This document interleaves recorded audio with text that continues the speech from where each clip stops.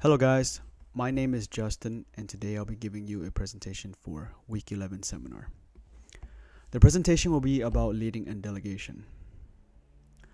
So, for my introduction, I have four main points. What is leading and delegation? Different forms of leadership, how to properly delegate, and how do they apply in nursing. So, for my first slide, I have an activity that I would like us to do. Give an example of a time where you had to be in charge of others and how did you lead?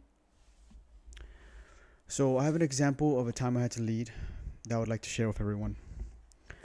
During my time in the Marine Corps, I was in charge of leading a group of Marines during a deployment.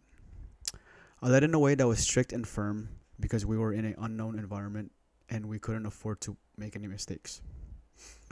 I instructed each individual to a certain task.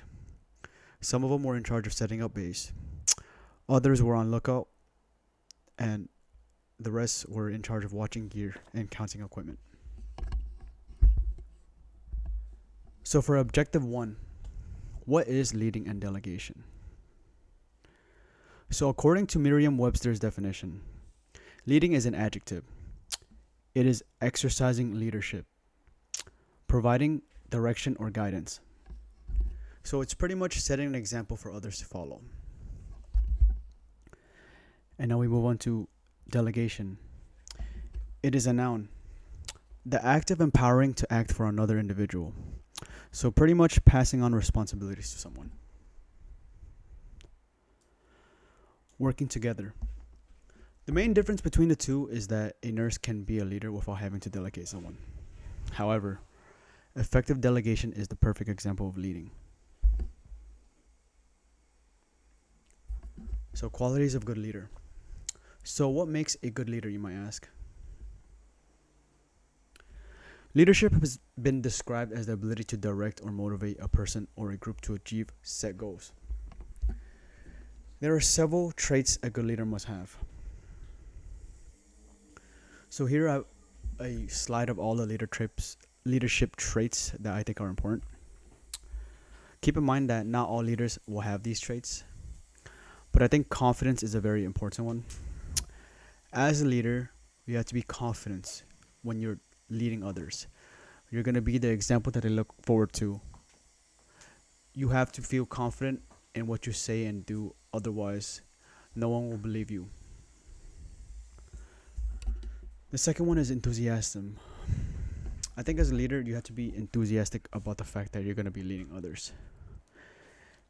It's something new that you're not going to be used to, but you should also have fun while leading others instead of making it all about work, and that way you can create an environment that people feel comfortable with. So next will be caring and compassionate. As a leader, I understand that you have a specific goal that you want your fellow people that you're delegating to do, but you have to be caring and compassionate about them.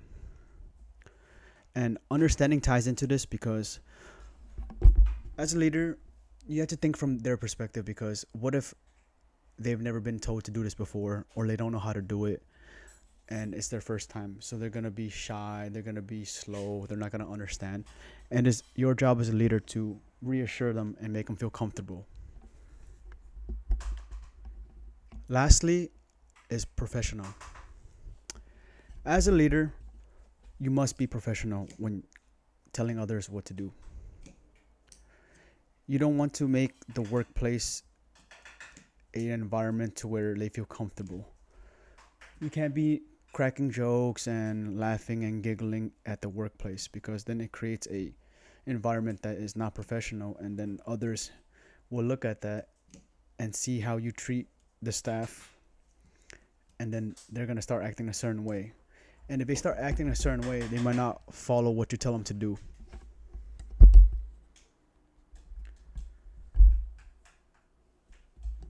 So for objective 2, I'm going to talk about the forms of leadership. And I have a video here that I would like us to watch. Hi, I'm Maris, and in this video, I'm going to be covering different types of leadership styles. I'm going to be following along with the leadership flashcards. These are found in our fundamentals flashcard deck.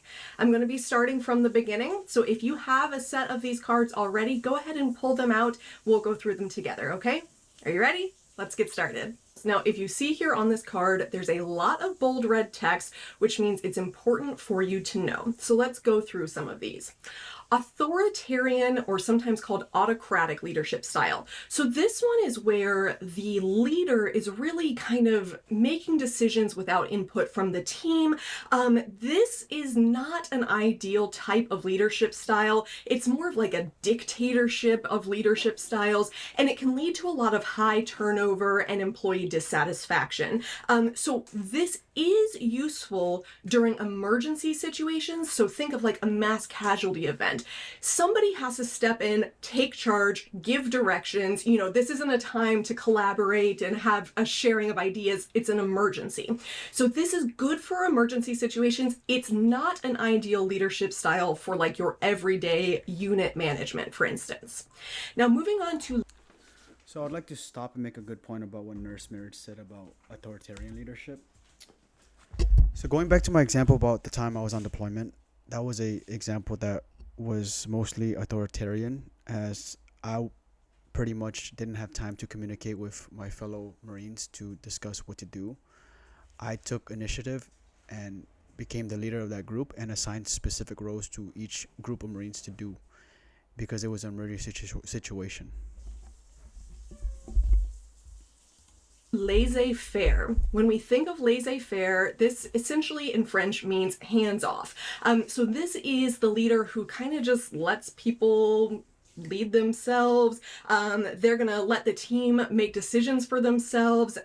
And this might sound nice, but it leads to low productivity and frustration because there's no actual leadership going on. So it relies on the team members to make those decisions for themselves. Again, not ideal. And we do have a cool chicken hint here to help you remember that laissez-faire is lazy. So if you can think of that when you are taking your nursing school exams or thinking about leadership styles, laissez-faire is lazy. Now, democratic. This leadership style, laissez-faire, I see a lot during my work when I work at the hospital. At first, there's a lot of leadership because you're new and there's certain responsibilities that are passed on to you. But as I started working there and more, I got to see that once you finally know what you're doing, the leadership kind of starts to disappear and you pretty much get the freedom to do what you want. And it's not the best form of leadership because there's no communication and there's no roles assigned. So a lot of the times I would go in and there would be nothing prepped for me, and then I wouldn't have any communication and there would be no leadership to pretty much help me with what just happened. And I think this laissez-faire leadership style is very lazy. This is where the leader and the team work together towards the goals and outcomes. It promotes group satisfaction, but it may slow decision making. Again, if we are getting everybody's input, it's going to slow things down. It's not that this isn't necessarily a good leadership style, it's just a slow one. So keep that in mind. And then we have transactional. Now with transactional, it is what it sounds like. I want you to think of a transaction. Like when you go to the store, if I give you money, you give me a thing, right? That's the transaction. With transactional leadership, there is going to be a reward in exchange for tasks being done. Now, sometimes this might be a good thing. Sometimes it's a nice, motivating factor. Like when you're, the person who gets the most positive patient comments gets a pizza party or whatever. Sometimes that can be a good thing, but again, we don't want to necessarily always be motivating people with extrinsic rewards and extrinsic motivating factors. So think about transactional. There's going to be an exchange. So if you do something, I will reward you with something that you want. But this is also like, we're not really thinking of the big picture here, right? We're not getting at the intrinsic motivational factors. We're getting at just, if you do this, I'll give you that. Now, what is the ideal leadership style? The ideal leader. So for transactional leadership, for us being nurses, I think that's the worst leadership style for us to show, because we don't want to be giving quality patient care based on a reward system. We shouldn't give better standard quality of care to a patient because we get rewarded or we get a day off or we get more pay. We should be able to give the same standard of care to all patients regardless of the reward, because at the end of the day, we're nurses. That's our job. We're supposed to take care of the patients. There's no reward in it for us. Our reward is that we get to take care of the patients and we get to see them go home. Leadership style is going to be transformational. So we're not just doing a transaction, we are transforming the people beneath us with our amazing leadership skills, okay? So transformational, this promotes teamwork and shared decision making. And the leader is going to be seen as trustworthy and respected. Again, this is the ideal style. So this is, the leader is strong, they're making strong decisions, but they are considering input from the team. When I think of transformational, I often think of like a unit-based council where members from the unit of different interdisciplinary team members, the nurses, the techs, the respiratory therapists, they all get to have input on what they see as possible areas for improvement, and then the leader gets to take that information and decide what to do with it. We want to transform the culture of the unit to be supportive and caring. Transformational is the ideal leadership style. Okay, that is it for leadership style. I would like to make a point that I agree with Nurse Meredith. I think transformational leadership style is the best style when it comes to leading. The leader has the final say. However, he takes into consideration the opinions and ideas of his fellow staff, and that allows for more input. Not only is that the best form, it makes it feel like the staff have a voice and that they're able to give some type of input into the situation, rather than it be like authoritarian where whatever the leader says everyone has to do. That leads to resentment because nobody gets a say and they feel like all they have to do is just listen to the leader. have some quiz questions for you to test your knowledge, so let's see how you do. Okay, are you ready to test your knowledge? Here we go. A unit manager says, if you help me with these chart audits, I'll downstaff you early tonight. What type of leadership style is this? It is transactional because this is the transactional style of leadership because the manager is providing a reward for finishing a task. What is considered to be the ideal leadership style? transformational. Transformational leadership is considered to be the ideal style. All right, that is it for this video. I hope you learned something. Leave me a comment about something you learned or experienced about leadership style. I'm excited to hear. Thanks so much and happy studying. I invite you to subscribe to our channel. I hope that video gave you guys a better understanding of the different forms of leadership. Okay, so now I'll be going a little more in depth into each of the different leadership styles. So first we have authoritarian, also called autocratic.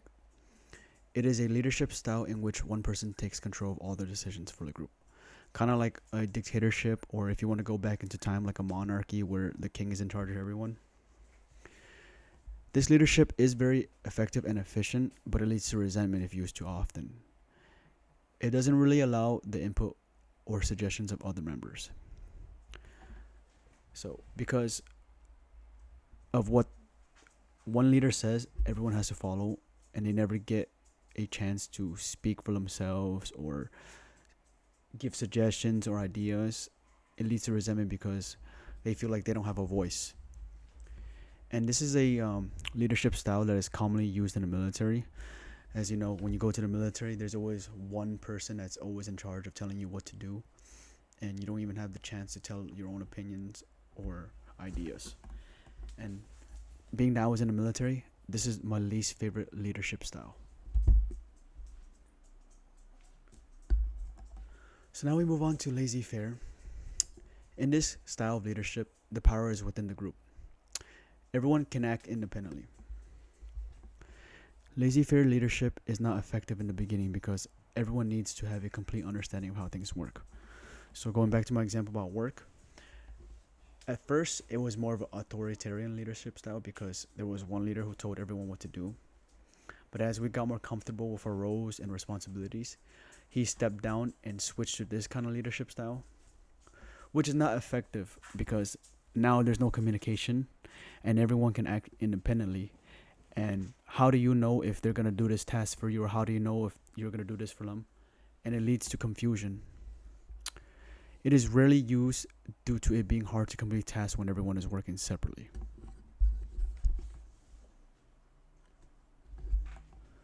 So now we have transactional leadership, which is a task reward based relationship.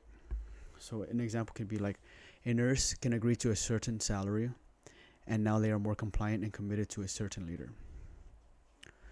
Leaders then reward staff with good behavior and punish those who are bad. Personally, like I said, it's my least favorite leadership style because you don't have a voice for your opinions and ideas. Also, like I said before, we are nurses. We shouldn't have to give better quality care to patients because we're going to be rewarded with extra pay or time off, or you get to go home early. In this leadership style, you pretty much have to do what your boss wants you to do. There's no inspiration for nurses to participate in other than the incentive of a reward.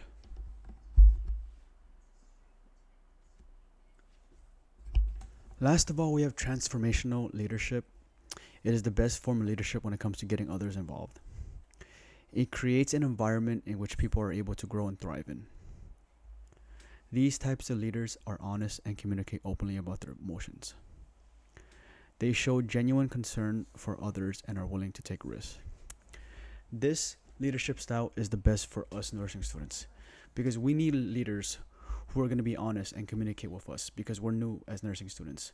We're not going to know exactly what to do. We're going to make mistakes, and we need to have to create an environment to where we feel safe, where we're able to make mistakes and grow and learn from. We shouldn't have to be in a leadership style where we're told what to do, we have no opinions, and we get treated bad because we make mistakes. So an example of transformational leadership would be Nurse C is troubled by the plight of women and children in the city where she lives. She unites with other nurses and healthcare professionals to design and implement strategies to meet their needs. Within 18 months, a nursing center is funded and running, improving maternal child outcomes in the area. The founding group of healthcare professionals continue to meet monthly to dream about future strategies and to support each other in their work. So this is an example of transformational leadership because Nurse C gets together with other nurses and healthcare professionals, and they all talk about their own ideas and strategies and their own opinions, and they communicate with the leader, and that is an environment where everyone can discuss their opinions to suggest what might be the best course of action.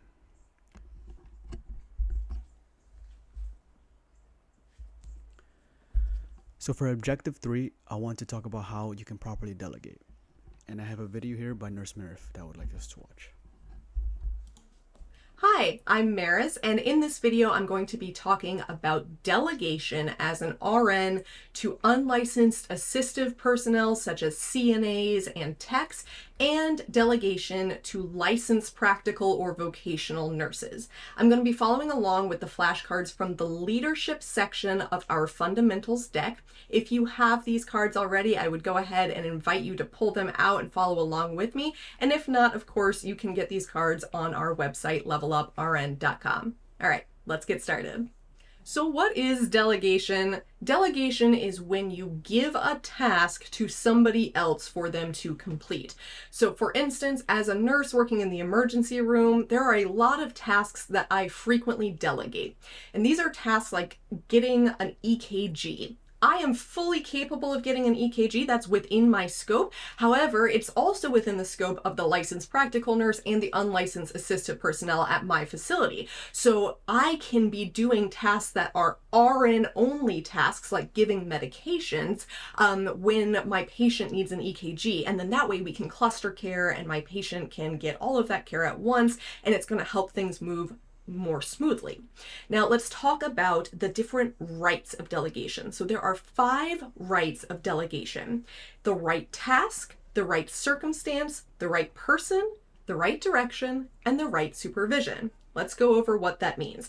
So the right task means you have to delegate stuff that can be delegated. So for instance, I cannot delegate that IV push medication to anybody other than, asking another RN if they can help me. I can't delegate that task to a practical nurse or an unlicensed assistive personnel. So only delegate tasks that may be delegated. And again, remember that this is not only pursuant to your state laws about scopes of practice, but also to your facility policy, okay? For instance, in my emergency room, I work with paramedics who work for the hospital.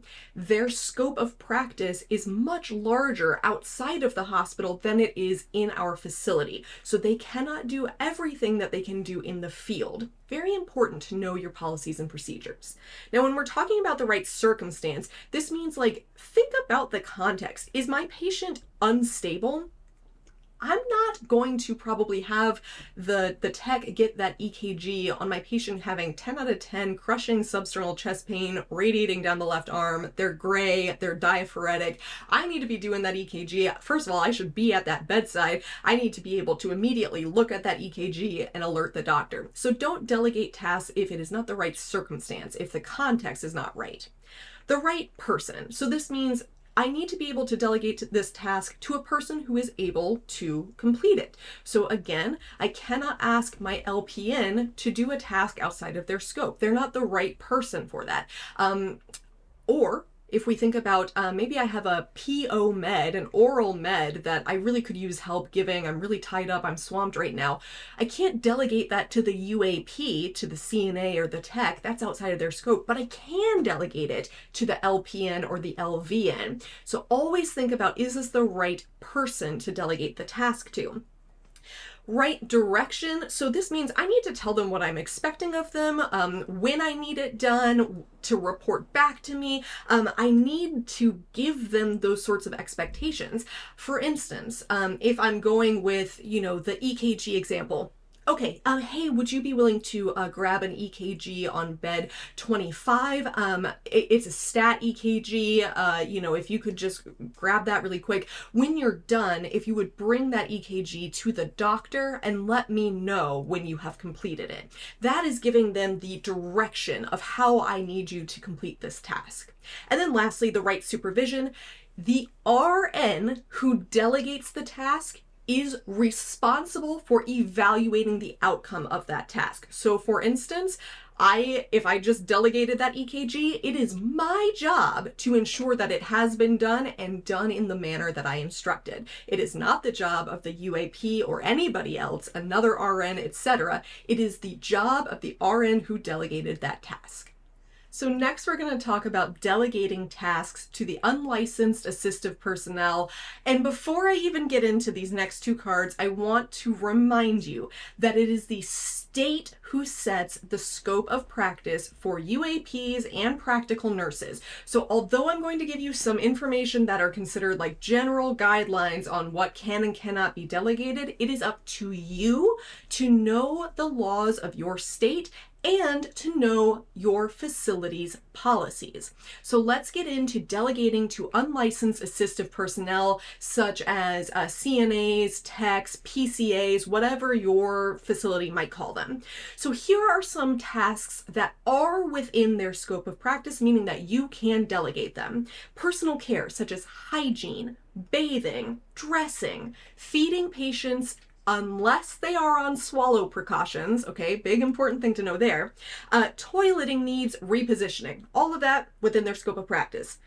CPR, if your UAP is CPR certified, absolutely you can delegate CPR to them. Fall prevention, ambulation, all within their scope of practice. And then basic skills such as routine vital signs, the big important word here being routine. So these are like scheduled vitals, the Q4, Q8 vitals.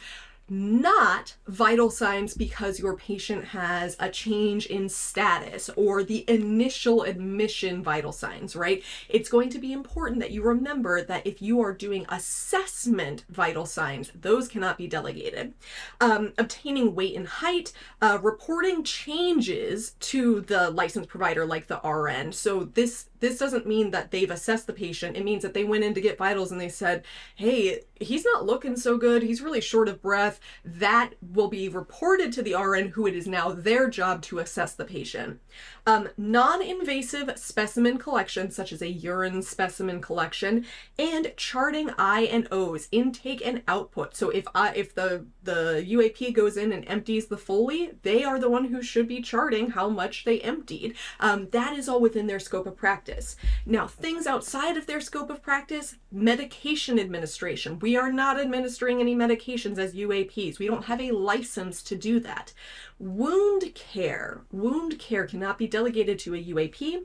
And then insertion, removal, or use of invasive items such as an IV catheter, an enema, Foley catheter. Again, remember that these are general guidelines, because I can already hear some of you saying, but at my facility, we could start Foleys. I know. We're talking generally no invasive device use, insertion, maintenance, etc. Now, what about the practical nurse? What about your LVNs or your LPNs, depending on what state you're in? Now, these are nurses. They just have a different scope of practice from a registered nurse. And again, it is important that both the vocational or practical nurse and the registered nurse know what their scope of practice is.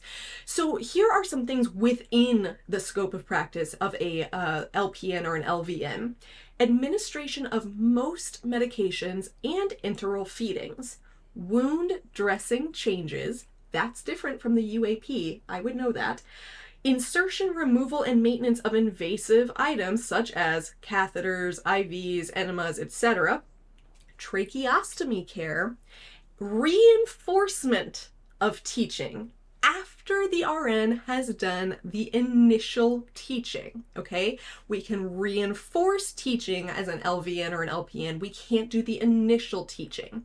Now, similarly, an LVN or an LPN may assess the patient, but they cannot do the initial assessment, okay? So that is outside of their scope of practice. So if you are working in the ER triaging a patient, that is an initial assessment. If you're working on the floor, the initial admission assessment cannot be delegated to an LPN or LVN. Creation of nursing diagnosis or care plan cannot be delegated. Administration of IV medications, depending on state laws. Again, remember, it's all based on scope of practice in your state. In my state, for instance, I can delegate IV fluids, IV antibiotics. I cannot delegate any IV push medications or drips that are things like cardiac drugs. You know, I can't have an LPN be my cosign for heparin or insulin drips, things like that. LPNs also cannot do administration of blood products or chemotherapy. Super duper important to know. And they cannot take verbal orders from the provider. So those are some things outside of their scope of practice. We do have a cool chicken hint here at the bottom that says only RNs can eat, EAT, which stands for evaluate, assess, and teach. So if you are thinking about what can I delegate and what can't I? Is it a teaching thing? Is it an evaluation or an assessment? You need to be doing that as the RN. And of course, those other little things that are outside of scopes of practice, like blood administration, etc. Again, I just want to remind you for the last time, this is all based on where you work and in which state you work. So these are some general guidelines, but make sure that you are paying attention to the policies, procedures, and state laws where you work. All right, are you ready for some quiz questions to test your knowledge? Because I sure am. Here we go. What are the 5 rights of delegation? Right task, circumstance, person, direction, and supervision. When delegating a task, who is accountable for evaluating the outcome of that task? The delegating RN. Which of the following is not appropriate to delegate to the UAP? CPR, charting INOs, applying topical ointment, or ambulating a patient? All of these tasks may be delegated to the UAP except for applying topical ointment, as this is a medication which must be administered by the nurse. Which of the following is not appropriate to delegate to the LPN? Administration of PO lorazepam, triage of a patient arriving to the ER, Foley catheter insertion, or wound dressing changes.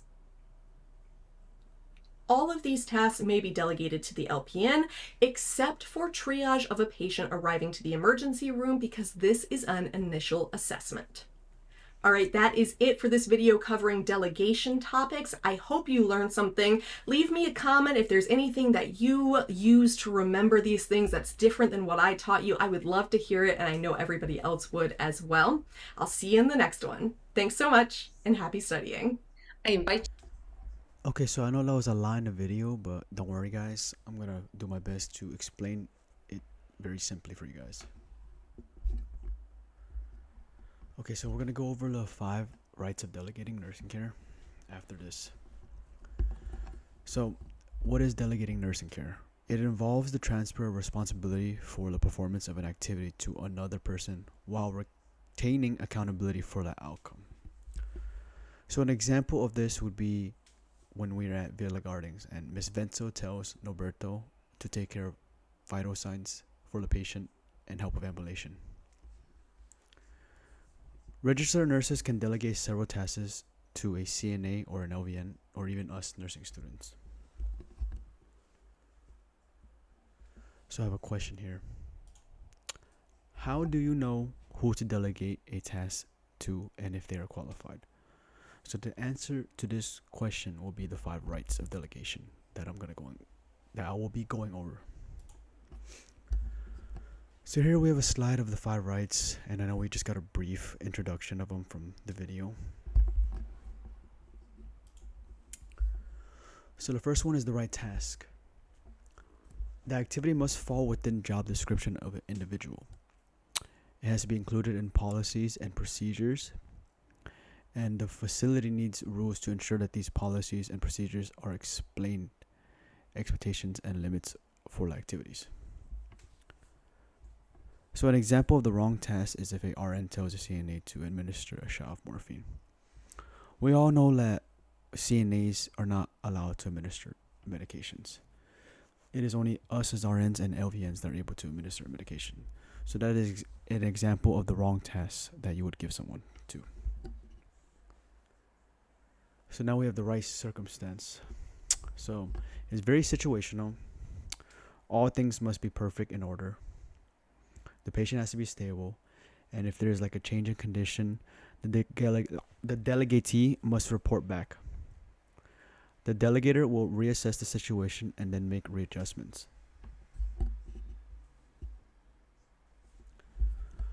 So now we have the right person. The delegator must know who is the right person for that specific task. The delegator is responsible for making sure that the delegatee has the right skills and knowledge to perform said task.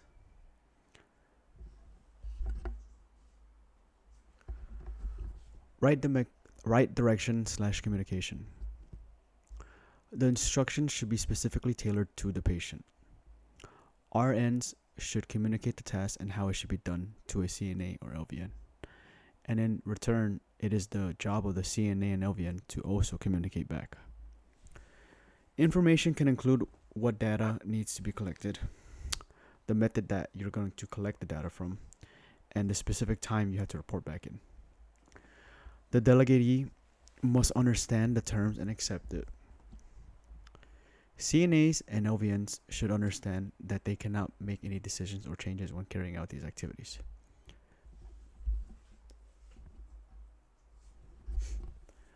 So now we have the right evaluation. The delegator is in charge of monitoring the activity, following up with the completion of the task, and evaluating the patient outcomes.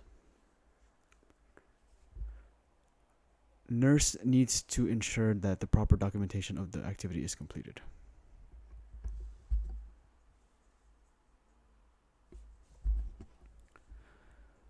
So now we have objective 4, how they apply in nursing. In the workforce, there are several tasks that need to be done. Nurses will emulate good leadership qualities by setting the example for others to follow. They will also lead by delegating other tasks to assistive personnel. A good leader is the foundation of how tasks get completed and why there is no chaos or confusion at the hospital. However, both parties need to play their role in utilizing effective communication.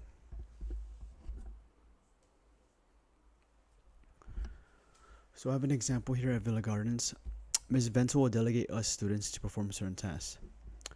The tasks may include taking vitals for the patients, assisting in handing out trays during dinner, call lights, or even helping with medication passing. Ms. Vento understands our capabilities and knowledge. Therefore, she does not assign any tasks that are out of our scope of practice. So here I have my summary, and I have a bunch of NCLEX style questions that I would like us to go over. So a charge nurse on a step down unit will likely use which leadership style during resuscitation efforts for a cardiac arrest? The answer is D. Keep in mind that autocratic is also another way of saying authoritarian. And for this specific example, a cardiac arrest is an emergency situation in which the nurse will take responsibilities and assign roles as soon as possible because there's no time to communicate. And this is the most effective leadership style in emergencies. So for the second question, a chief nursing officer with a transformational leadership style is developing a plan for success to obtain magna status. What are the most appropriate strategies for the leader to use? Select all that apply. So the answers are A and B. For transformational leadership style, A is the answer because sharing their vision of excellence in patient care and high level education.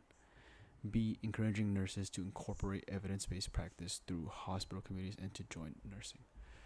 Both of these answers show care in what their staff will say. It also creates an environment to where nurses feel comfortable giving their opinion and ideas. And it's also telling them to join too, which is very helpful.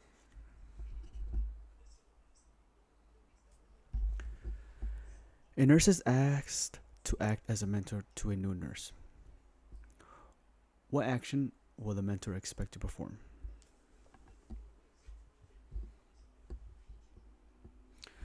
So the answer will be D.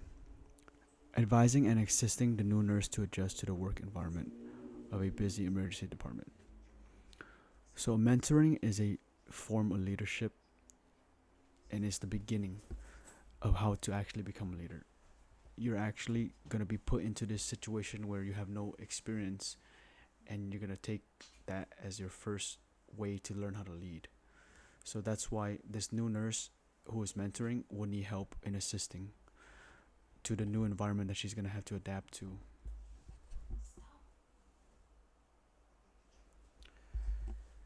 And for my last question, a nursing student is actively working towards strengthening their leadership skills. What action will best assist the student to meet this goal?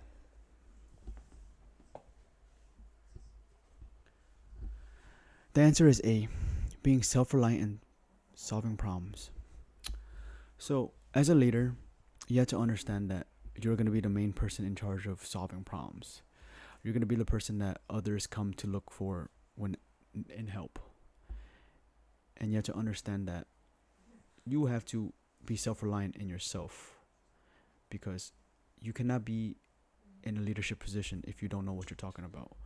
And you can't always be asking others for help because you're the person that people are going to go to when they need help.